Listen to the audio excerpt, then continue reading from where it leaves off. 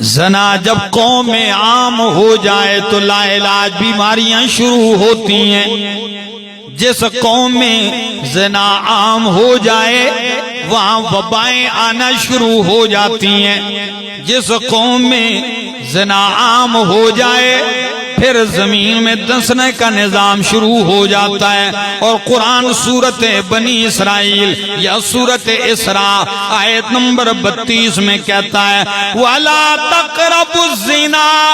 او کائنات والو، رب نے یہ نہیں فرمایا زنا نہ کرو، بلکہ فرمایا لا تقربوا الزنا، زنا کے قریب نہ جاؤ، کیونکہ زنا والے اسباب اختیار کرو گے تو جو پہلی سیڑھی چڑھتا ہے آہستہ آہستہ وہ منزل تک پہنچ جاتا ہے۔ جب آپ خلوتوں میں گپیں لگائیں گے، جب آپ خلوتوں میں گپیں ہانکتے رہیں گے، نتیجہ اس بات کی طرف پہنچے گا لا تقربوا الزنا، زنا کے قریب نہ جاؤ، کیوں؟ انہو کان فاحشۃ، یہ بے حیائی ہے، وساء سبیلا، بہت ہی برا راستہ ہے، قریب بھی نہ جاؤ، ساء سبیلا، بہت برا راستہ ہے۔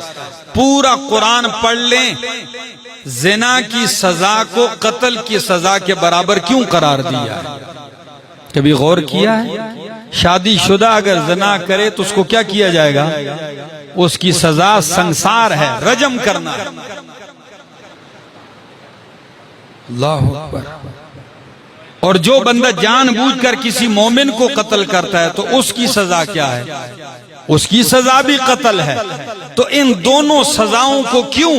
قاتل نے بندہ مارا ہے اور زانی نے بھی بندہ قتل کیا ہے، کیونکہ نسل کشی ہو رہی ہے۔ کیا ہو رہی ہے؟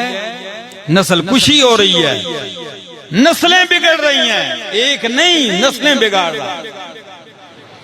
فرمایا بچ کے رہیے، پاک دامنی اختیار کر لیجئے۔